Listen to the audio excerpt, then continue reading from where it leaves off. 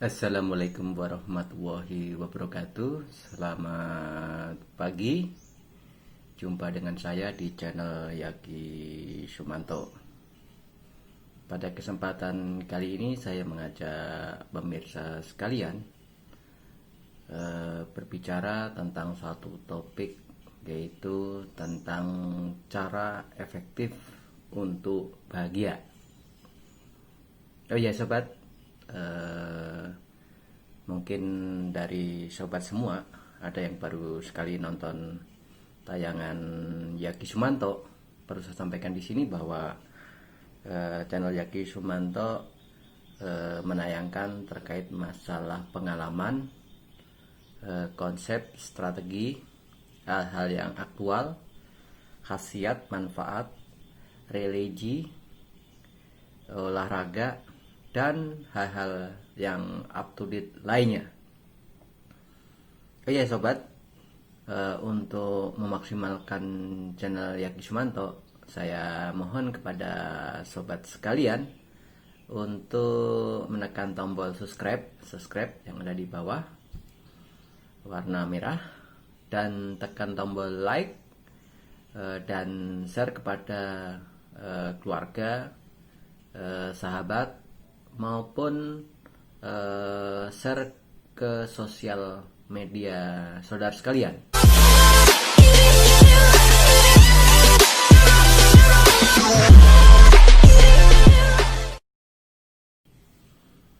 Oh ya sobat, langsung masuk kepada materi pokok terkait masalah bahagia. Bahagia merupakan hal yang diidamkan oleh setiap orang. Definisi bahagia pun kadang tiap orang berbeda. Tapi yang sederhana aja, yaitu untuk masalah bahagia, itu ketika kita merasa senang, merasa nyaman, merasa rileks, dan kita tentram gitu. Bagaimana dengan Anda sekarang ini? Apakah Anda bahagia? Oh ya, ini beberapa hal yang perlu saya sampaikan langsung pada cara efektif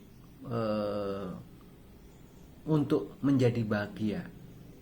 Cara yang pertama yaitu mari kita simak kembali tentang hakikat hidup ini gitu. Dari latar belakang agama manapun, yang jelas sobat tentunya sudah punya dasar keimanan dan ketakwaan masing-masing. Tapi pada prinsipnya bahwa kita ini lahir karena ada Sang Pencipta, penguasa alam semesta. Kita dari tidak ada menjadi ada, kemudian akan mati dan dihidupkan kembali. Jadi kita hidup sekarang ini, hidup di dunia ini adalah sementara. Sekali lagi, sementara gitu.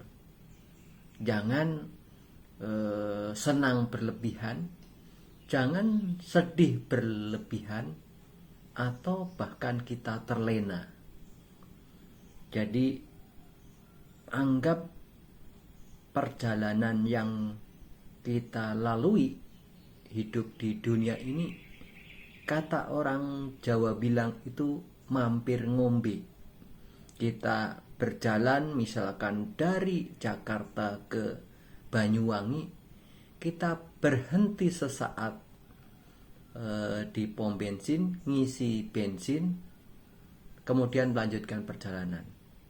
Itu hanya sesaat saja gitu. Jadi baik kondisi senang, suka, bahagia, di atas, di bawah, sehat, sakit, dan segala macamnya, itu proses yang sudah ditentukan oleh Allah Subhanahu wa Ta'ala. Jadi mari kita harus menyimak kembali, tersadar diri bahwa hakikat hidup kita itu apa gitu. Kalau kita mau memahami itu, kita akan menjadi bahagia. Kalau mungkin belum paham agak mendalam, mungkin bisa dibiasakan untuk membaca Al-Quran atau kitab suci dan sunnah Nabi. Yaitu dibaca, diresapi, kemudian berupaya mengimplementasikan. Tentunya kalau belum paham, kita tanya pada ahlinya. Yang kedua, untuk bahagia yaitu kita harus mampu mengatur waktu untuk diri kita sendiri gitu.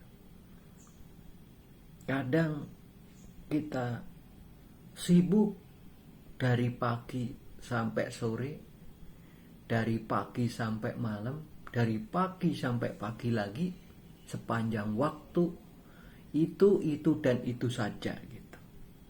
Jadi waktu untuk diri kita sendiri itu bahkan nyaris tidak ada gitu. Atau seperti kita di penjara gitu, selalu dalam kondisi was-was, tertekan, stres, dan gak nyaman gitu. Jadi Anda kalau mau bahagia, atur waktu, sisakan waktu untuk diri kita sendiri gitu. Untuk apa? Membuat diri kita ini nyaman, tenang, lakukan hal-hal yang membuat diri kita itu menjadi tentram, menjadi damai, menjadi bersyukur, menjadi orang yang lebih baik gitu. Apa yang menjadi hobi Anda, apa yang menjadi kesukaan Anda gitu. Tapi tentunya yang positif gitu. Yang ketiga yaitu kita harus belajar berpikir efektif dan efisien gitu. Kenapa berpikir ini masuk urutan yang ketiga? Karena juga disampaikan bahwa ilmu tuh penting gitu. Ilmu tuh penting. Di dalam agama juga disebutkan gitu. Jadi kita sudah dianugerahi oleh Allah Subhanahu wa taala otak untuk berpikir gitu. Jadi mari kita berdayakan otak kita itu untuk berpikir. Berpikir tidak hanya sekedar saja gitu, tapi kita harus bisa memahami apa yang terjadi, apa yang akan terjadi, kemudian kita evaluasi gitu, apa kelebihan, apa kekurangannya. Nah, kita perbaiki dari waktu ke waktu gitu. Latih secara terus-menerus dan berkelanjutan, sehingga kita terbiasa dengan melakukan hal-hal yang cepat, efektif, efisien gitu. Dengan kita berpikir efektif dan efisien, tentunya banyak waktu, banyak kegiatan, banyak ucapan dan langkah yang bisa kita perbuat gitu. Banyak hal positif yang akan bisa mengalir di situ. Jangan biarkan pikiran kita ini beku atau tidak tahu berbuat apa. Kalau Anda tidak tahu berbuat apa, sederhana itu. Ya Anda tanya gitu. Tanya pada ahlinya gitu. Kemudian yang keempat, mari kita belajar mendengar dan berucap yang bermanfaat. Ini kadang yang sering terjadi itu kalau kita menjadi rakyat jelata atau orang bawah, kebanyakan ngerumpi dan gunjing gitu. Kalau jadi pihak yang di atas itu pengennya ngomong saja gitu. Jadi mari kita balik gitu. Kita harus belajar mendengar gitu. Dengan mendengar itu kita menangkap apa yang terjadi di sekeliling kita. Tentunya mendengar di sini tidak hanya terkait masalah pendengaran doang gitu, tapi juga ada kaitannya dengan rasa, dengan hati, dengan pemikiran gitu. Ini dengan kita belajar mendengar, kita akan menjadi orang yang paham tentang kondisi yang ada. Selain itu kita juga perlu berucap yang bermanfaat. Banyak kita lihat dan saksikan di sini di media dan di berbagai tayangan itu berbicara yang nggak bermanfaat gitu. Atau tayangan-tayangan nggak bermanfaat gitu. Ya, kita sebagai penonton ya harus bijak. Kalau yang nggak bermanfaat nggak usah kita tonton gitu. Masih banyak tayangan yang bagus gitu. Nah, kita tentunya punya kewajiban untuk mensiarkan kebaikan. Kita punya kewajiban transfer knowledge atau pengetahuan atau pengalaman. Tapi tadi catatannya, berucap yang bermanfaat. Lebih baik diam kalau tidak bermanfaat. Atau orang bilang diam itu emas gitu. Yang kelima yaitu pengalaman jadikan guru. Dalam kehidupan kita ini kadang tidak selamanya enak. Kadang kita berhasil, kadang kita gagal, kadang kita senang, kadang kita sedih, kadang kita disanjung, kadang kita dilemparkan, kadang memimpin, kadang dipimpin, kadang kita pintar, kadang kita bodoh, dan lain sebagainya. Jadi itu mari kita jadikan guru gitu, sehingga kita bijak dalam bersikap, berucap dan berperilaku.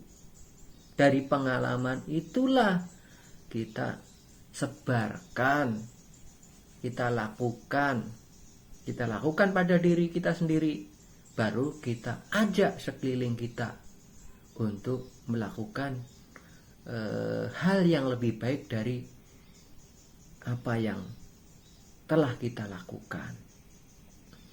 Yang keenam yaitu kita untuk bahagia itu kita harus menghindari sifat-sifat yang pamer dan sombong. Pamer akan harta, akan jabatan, akan pangkat, kepandaian, kekuatan. Atau kita merasa lebih tinggi dari yang lain. Itu harus segera direm, di stop, dan dihentikan gitu. Kalau Anda ingin bahagia, karena di balik pamer dan sombong yang kita lakukan, itu pasti mungkin ada orang atau pihak yang tidak suka dengan pamer dan sombong itu gitu. Sehingga kalau Anda pamer dan sombong, banyak lawan, banyak musuh. sehingga Anda nggak bahagia gitu. Yang ketujuh, cara efektif bahagia yaitu jadilah pemaaf gitu. Ini pekerjaan yang tidak mudah. Mungkin sulit sekali bagi yang mungkin masih terbawa alur duniawi. Tapi ketika Anda sudah tersadar bahwa kita ini manusia yang lemah, tidak punya kuasa daya dan sesuatu pun, dan kita pun juga banyak melakukan kesalahan, kekhilafan dan dosa, tidak ada alternatif lain bahwa kita juga harus belajar menjadi seorang yang pemaaf gitu. Yang kedelapan, cara bahagia yaitu mengambil setiap kesempatan, tentunya untuk hal-hal yang positif. Ingat, di dalam banyak cerita, di antaranya di Al-Quran itu taubat itu jangan sampai kita terlambat gitu. Sebelum nyawa sampai di tenggorokan, kita harus banyak bertobat. Kita harus melakukan hal-hal yang positif. Kita berbuat kebaikan, ibadah, dan kita mengamalkan ilmu kita dan apa yang kita miliki. Karena itu akan dimintai pertanggungjawaban. Dan waktunya itu tidak bisa ditangguhkan walaupun itu sesaat. Jadi saya mengajak kepada diri saya sendiri dan pemirsa semuanya, mari kita harus mengambil setiap kesempatan. Untuk siapa? Untuk diri kita sendiri. Untuk apa? Untuk bekal hidup setelah mati. Untuk apa? Untuk bahagia. Kita harus berupaya dan kita mohon. Yang kesembilan yaitu kita jangan banyak alasan. Kadang kita ini menjadi tidak bahagia karena kita selalu mencari pembenaran, mencari kambing hitam, lempar permasalahan, tidak berani bertanggung jawab.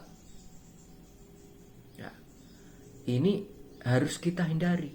Jadi kita harus apa adanya gitu. Apa adanya dalam arti bahwa kita kalau salah ya kita akuin kesalahan gitu. Kalau kita benar jangan merasa lebih tinggi. Kalau menjadi pemimpin, jadilah pemimpin yang baik. Kalau menjadi orang yang dipimpin, ya support pemimpin yang baik gitu. Pilih pemimpin yang baik. Itu. Terus dengan kita jangan banyak alasan, ya kita kalau misalkan kurang baik, kita mencari langkah-langkah bagaimana supaya kita menjadi baik, menjadi benar gitu.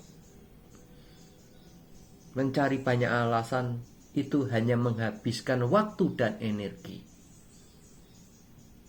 Yang ke-10, kita ini perlu mensyukuri apa yang terjadi.